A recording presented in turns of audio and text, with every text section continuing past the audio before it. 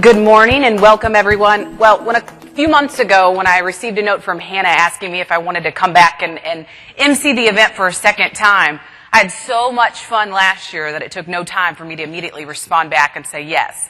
And part of the reason, I had someone ask me yesterday, they said, do you get nervous? Is it hard emceeing this event? And I want to say, without a doubt, it is so fun and it is not difficult thanks to Hannah. Hannah makes this so easy. In my notes, you should see these notes in this book that she left for me at the front desk at the hotel. I mean, if I have any questions and I think I'm going to have a question, just turn a page because the answer's there. She's one step ahead of everyone. So Hannah, thank you so much. I appreciate it. Partly, I love this event each year because you look across the crowd and it is a very diverse audience. But the nice part is we all have the common ground of animal agriculture. And so this has been an extremely fun event last year. And I'm excited to cover it again this year. So this is my family. Even though I'm a host of U.S. Farm Report, and I tell everyone I have my dream job. This is what I went to school to do, broadcast journalism, or agricultural journalism with an emphasis in broadcast. You don't get much more niche than that. And there's not a lot of jobs out there. And so this is what I wanted to do. But a few years ago when I had my first child, Kinsler, that's when everything changed. My role of mom is my most prized role, and I miss them when I'm gone. But they keep me on my toes. So this is my husband, James. He is a Texan through and through. So I thought Texans were proud, but apparently he thinks Missourians are more proud. And maybe we go head to head sometimes, and I prove him that Missourians are a little bit more proud than that Texan. But he does a lot. I'm on the road almost every week, and he does a lot at home. But this week, it's warm. It's been warm in northern Indiana for the first time. The girls were so excited to get outside.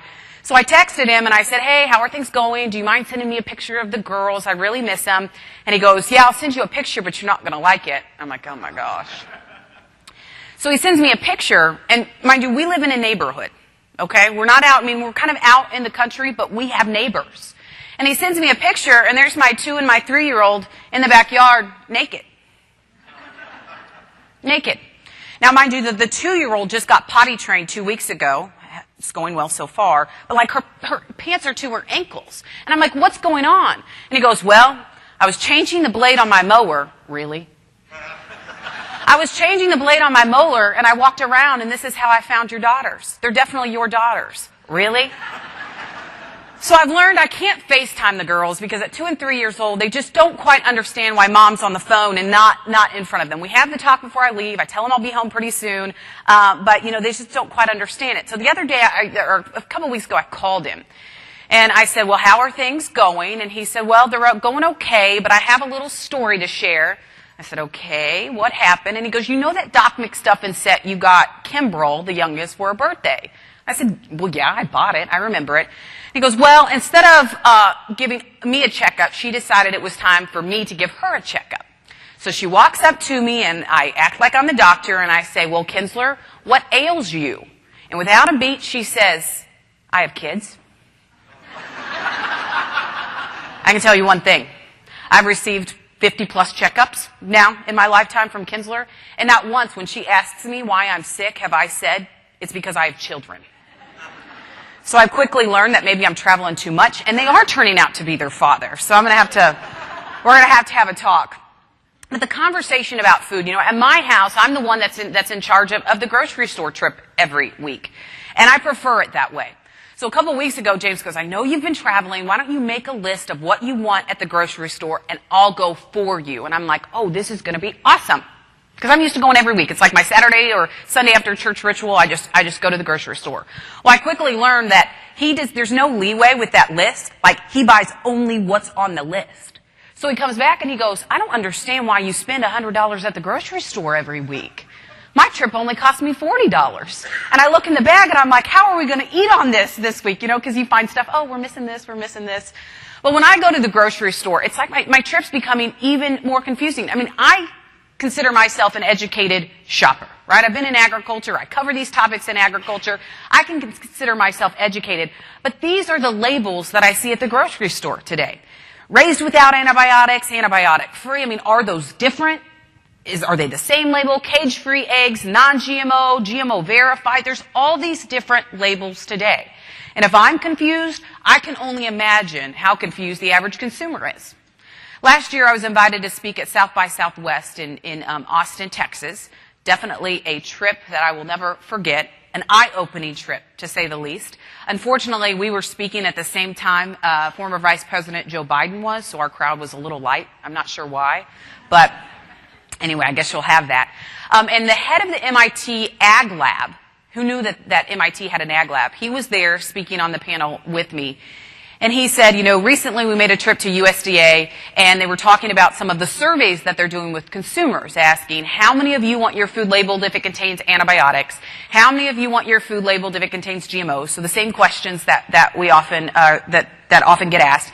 And he goes, and then they asked, how many of you want your food labeled if it contains DNA? You laugh. 80% said yes. 80% of the people surveyed said they want their food labeled if it contains DNA. And his point was, when you look at all these confusing labels, you have to remember that the average consumer doesn't even understand the basics of food today, let alone a complex topic of genetically modified organisms or why producers would use antibiotics. I mean, they just don't even understand the basics of food. And so his point was, you have to always go under the impression that that individual is that they don't even realize that DNA is in their food, let alone some of these more complex topics. And we really have to break down these topics for individuals to get them to really realize and know in animal agriculture, in all of agriculture, the practices that we use and why we do what we do. You look at misleading marketing. I saw a recent article in Missouri about a feedlot expansion that's really created a lot of controversy in western Missouri. And so PETA came out, and this Meat Stinks Go Vegan, they put this billboard right on the highway, kind of near where all of this controversy is going on. And Missouri Cattlemen's Association, their head guy, it was so funny, I saw him post something on Facebook, and he says, if we get the attention of PETA, then we're doing something right. But then I Googled, and I was like, you know what? I wonder how many billboards are out there from PETA. So I did a simple Google search. And the first thing that popped up was this article about 3 simple steps for placing an animal rights billboard. You have no idea how easy it is to get a billboard. I mean, they have it right there. 3 simple steps. First, you have to find maybe a billboard that has some open space and call them, and then you need to contact PETA, and they'll find the funding to put this up. But it is so simple to put up a PETA billboard, and I didn't even realize it, and they had it right there, these 3 easy steps. But this is on the interstate when people are driving. These are some of the things that you see. In the news, there's tons of different negative news articles about animal agriculture, but these were a couple letters to the editor of the simple Google search that came up. One of them was, a better way to reserve climate change is to end animal agriculture. And I know we've seen some of these stories out there. There was another one, the problem with animal agriculture and why you should eat less meat. This individual did a couple different, and it was extensive, these articles that they produced. But this is also what's in the news. But I do think some of the conversations are changing. When I was here last year and you hear some of the proactive approaches that are taking place, for so long, agriculture kind of, it feels like we're getting beaten up when it comes to animal agriculture, and you see some of these groups that are very vocal against animal agriculture. But the conversation's starting to change. Last year I had the chance to sit down with Kellogg Company, and they have a new initiative called Open for Breakfast. And so on the back of every box of cereal, they want to create a conversation. So, when you sit down for cereal, how many of you eat cereal? Our house is a huge cereal fan. How many of you ever look at the back of the box? It turns out a ton of people, actually, while they're sitting there, turn the box around and kind of look at the box of cereal. And so their whole point is they want to use this as an avenue to create this conversation. So if you have a question, you can call a number and talk to someone immediately who will answer some of your questions or your concerns about agriculture. When I talked to them, my point was, I wonder what message are they conveying? Where are they getting their messaging from? And it turns out that even though they don't buy directly from farmers, they're reaching out to some of the processors that they work with, or the mills, the wheat mills in Michigan that they work with, to come up with some of these answers. So they are giving well thought out answers that actually truly represents agriculture today, instead of like a simple Google search that may give you some misinformation. And Diane Holdorf, she's the Chief Sustainability Officer. I asked her, I said, why are you doing this? For so long, no one has been, a lot of major companies haven't been trying to tell the message of farmers, companies that are directly touching consumers like Kellogg's. And she said, well, Tyne, that's simple. Without robust food systems and strong, healthy farms and farmers who can make a good livelihood, the Kellogg company cannot exist. And I feel like that sentiment is really being conveyed by other major companies, too, that are directly talking to consumers. They know there's a certain type of consumer that will only want organic or will only want a certain niche market, but they also understand that a lot of consumers out there today just want an affordable, safe product, and they want to be the ones to help convey that message. So I know sometimes it feels like the industry is, getting hit from every which side, and that's kind of all we see, because sometimes those voices are very loud.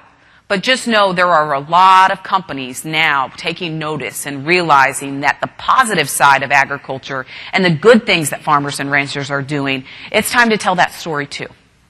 So over the next couple days, I'm excited to hear some of the stories that we can be telling, we should be telling, and really get into some of these conversations really deeply that we can take back and use to continue to communicate about agriculture in a positive way.